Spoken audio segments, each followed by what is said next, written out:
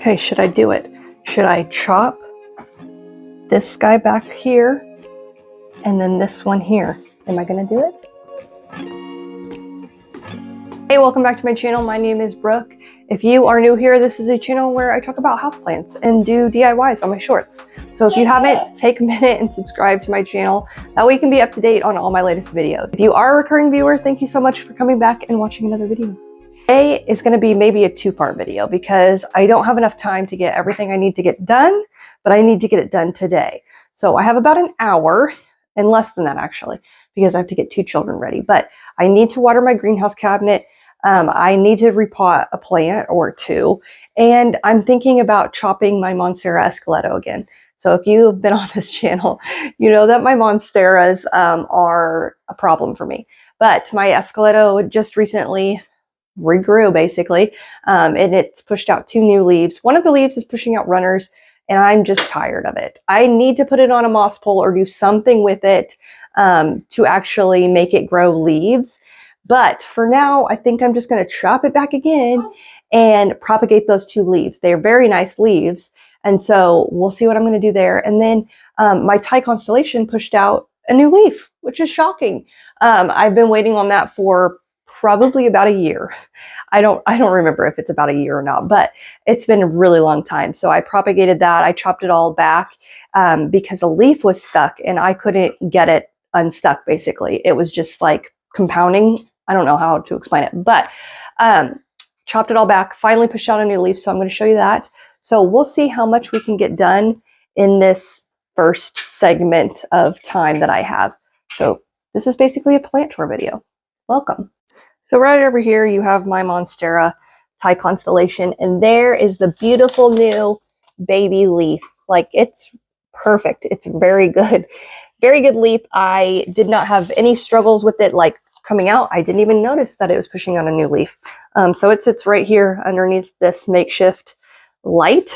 It is a Sansi 35-watt grow light. And it's done really well. These guys need a lot of highlight. I've talked about that in my Monstera little Esqueleto care video, but high highlight. I have a helper here pumping up my pump sprayer. This is a pump sprayer that I put on my like plant gift guide. If you haven't seen that video, I have a few other things, but yeah, that's one of them. This is the cat. Everyone's in here, but we're going to move over to the greenhouse that needs watered. So I know I feel like I've been talking about the greenhouse a lot, but it's a major thing right now because there are so many plants in it and I really need to water them. I haven't really watered them I haven't watered them since I moved everything in here. So we're going to water this and I'll show you what I have in here because I think every time I try to show you what's in here, I fail to press record. This is my Amazon little greenhouse cabinet. I'll link it below. It was sitting out in my garage, but the weather is getting colder, and so I've brought it inside. Let's just start because this is a mess in here. I have a lot of propagations in here, which this is really interesting. So this is a philodendron soderoy.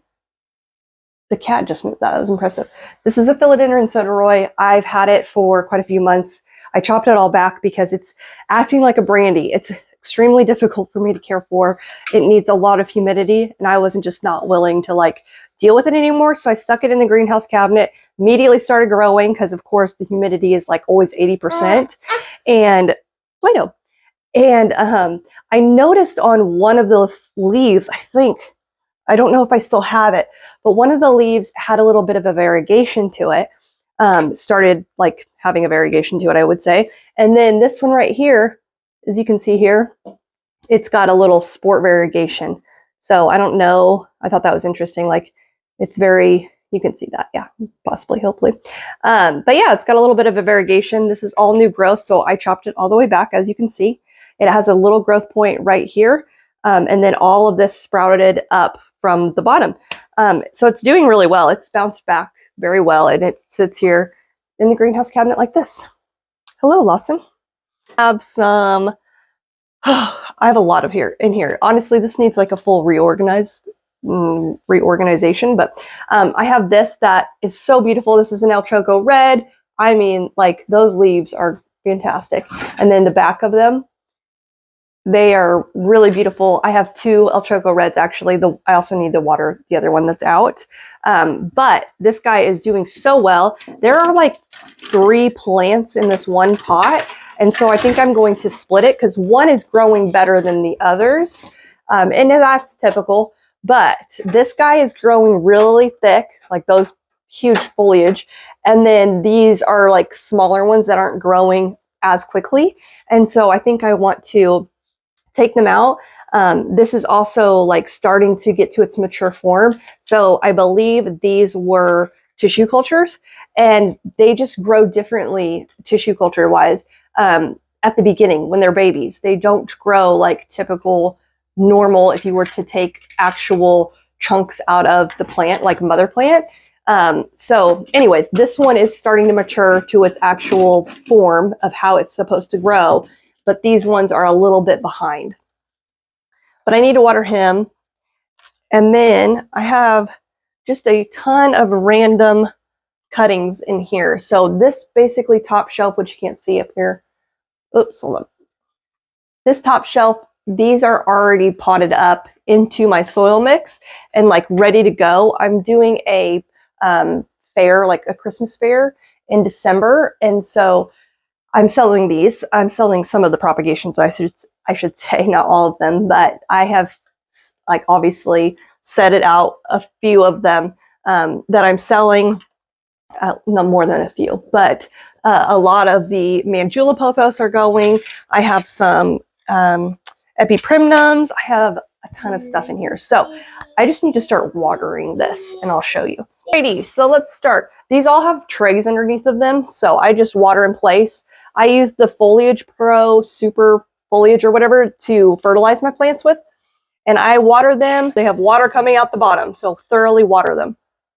For my propagations, I have these propagations that are in grow pots, but they sit under trays like this. And I just water the tray and then they soak up the water. So it's not very hard to water all of these because, again, they all have trays underneath. So basically I'm watering the trays and then the plants soak up the water. Christmas. I have a pump up the jam, pump it up. So, stop. It goes very slow when you have a 1-year-old. So then I have propagations that are just Lawson that I have just in these cups. This is a Gloriosum, and you can see those leaves. And then I have a Brazil in here, and I have a Melanochrysum in here with it as well, like right there. So I have a lot of Melanochrysum cuttings too, but these Gloriosums look really good.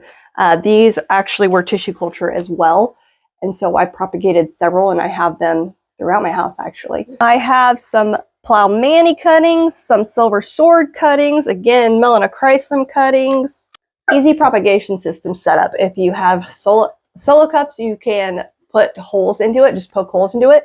If you have nursery pots, just stick them, the same thing with the solo cups, if you poke holes in them. Stick them under trays and then water the tray and you don't have to worry about the rest. I have this Florida green here that I chopped all the way back and I've propagated, and it has a new growth point right there. These guys are very, they bounce back extremely well. In typical fashion of myself, I didn't realize that my mic died. So here are a few other propagations that are in my greenhouse cabinet, along with some new propagations of my silver band Maranta, which I think is beautiful and love. And then this is my unnamed philodendron that has been growing in the cabinet for quite some time now, and it's actually taking off. So hopefully I'll know what that is. And this is a Syngonium barost, but it's really easy to water the cabinet when you have nursery pots, or you have your plants in nursery pots and then trays underneath of them.